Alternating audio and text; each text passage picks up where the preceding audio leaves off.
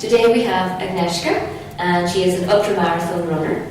On the 14th of July this year, she set off from Saint-Jean-Pied-de-Port on the Camino Frances and ran 772 kilometres to arrive in Santiago de Compostela 9 days and 15 hours later on the 23rd of July.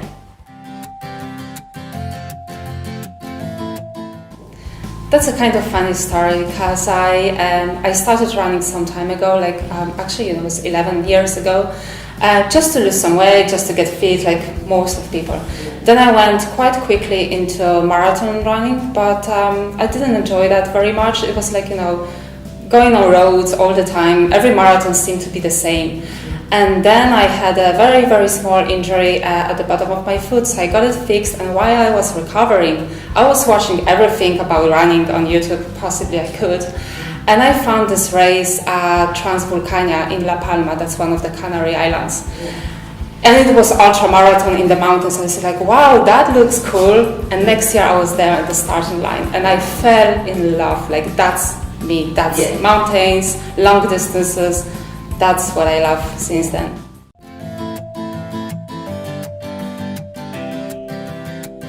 Camino is very special for many people. It's very special to me as well. The first time I heard about it 5 years ago from one of the ladies in our church, and she was doing that in stages. Like 1 year she was doing 1 week, the other way another week, and so on.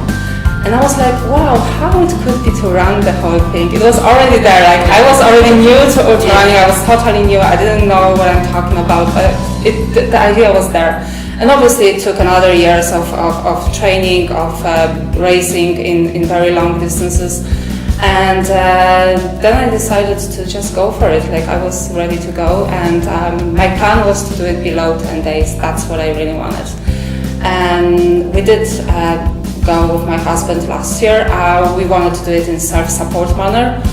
We hadn't had a clue what we are asking for. There were so many factors we didn't know about and we weren't prepared for. So I ended up just doing some stages of the Camino, like we were not able to cover the whole distance. But back then we decided, okay, we're gonna use this experience and I'm gonna come back next year running the whole distance by myself and my husband supporting me, so that's how we did it this year. Was this the longest distance you ever ran then, or? Yes, up to date, that's the longest one, yes. So far. Excellent.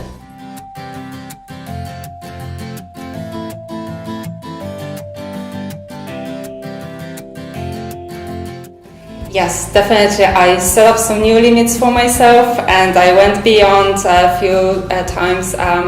The beginning was great, the first 3 days I was just flying, I was just enjoying the views, enjoying the atmosphere, enjoying everything. And then from Ista to Lyon, you have this huge stretch where there is basically nothing. There are just plains and fields and there's no shadow really, obviously. July it's very, very hot. So that was the hardest part. I was really struggling there. And there were the days that I had to shorten my distance a bit because I was just not able to run all the time. But I survived somehow those days. And after Lyon, it gets a bit better. There are some hills, there are some mountains again. Especially day 7 was great because I arrived to Cruz de Fierro, which is absolutely brilliant place. I love that place very much. And from there it was a bit easier to run and to push forward. And the last day was just, again, flying. At least the first part of the day was really flying because you have loads of people doing just the last stretch of the Camino, so you constantly meet people on the way, and they're looking like to you, oh, what is she doing actually? Yeah. So you pass over them, and that keeps you, motivated and boosts your energy. And then I remember 42nd kilometer, I stopped to have some pasta and some proper meal, and then I had the last 40 or something kilometers to go, and I was like, completely drained, I basically just stopped and I felt like I can't go anymore. And that was this critical moment, I guess, of my journey, because I knew it's so close, and my body knew it's so close that everything seemed to just, shutting down. But after another 10 kilometers, something of fast walking, I kicked off again, and that was very great to arrive to Santiago, to the cathedral. That was a great experience. Yes, yeah. It must have been nice knowing you were so close to really get through that kind of, I guess that was like your runner's wall. Yeah. That you hear people talk about, but as you said, you walked fast, you got past it, and then managed to find I knew I can't just give up, not at this stage, definitely. Yeah, excellent.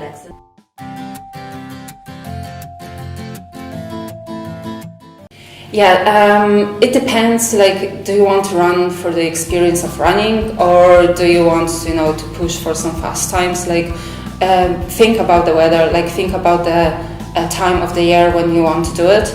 I picked July only because I really wanted to start on my birthday. There's some personal story behind it, but that was very important to me, so that's why July. If I wanted to go for world record, I would probably go in March or April, like did the previous lady, Jennifer Anderson. She was 10 hours faster than me. Yeah, but I didn't. Well, that would be cool to go for a record. Anyways, at least I have European records at the moment. At least that lady is from the US. But that wasn't the main point. The main point was I wanted to start on my birthday. But if you want to go for the fast time, think about the other time of the year maybe. Think about nutrition, because there are some places where there's plenty of food and plenty of choices, but there are some places where there's nothing basically. And on top of that, they have those breaks during the day where many shops or restaurants are just simply closed and they don't serve any food whatsoever. So this is kind of planning as well. And in terms of training, just long runs, just run and run and run. Not necessarily fast, but mileage, just log in as much mileage as you can. Yeah. And I believe you're a vegetarian, is that correct? Yes. Yeah. So was that maybe, do you think, why you might have struggled with some food choices on the Camino, or did you find actually, even comparing to last year, there was a few more options? Well, this year there was no problem because my husband was supporting me, so he was getting everything I wanted in stores. But last year that was one of the things that caused us to actually not do the whole Camino, because we are both vegetarians, and there were some places where there was simply nothing for us. And on top of that, in very small villages, people don't speak English, they don't really understand what you really want. So yeah, that was one of those struggles as well. Yeah.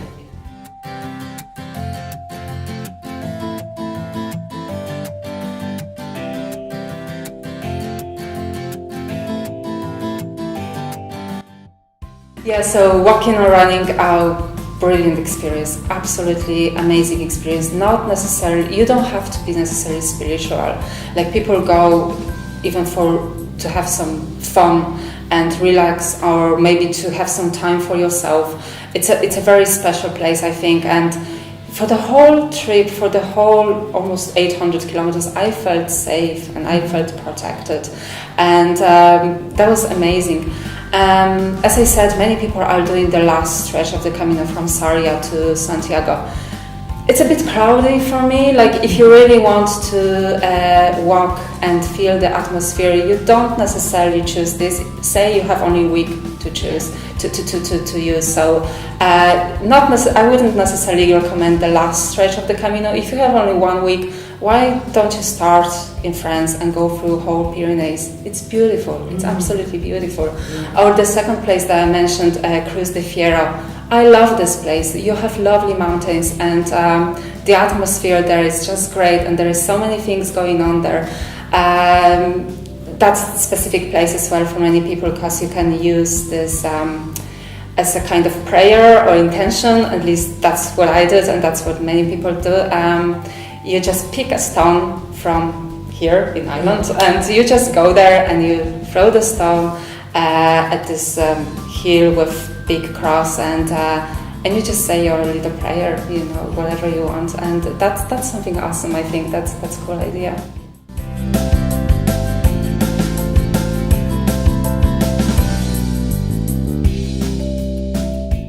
Some ideas, definitely. I'm not yet sure when they will be realistic.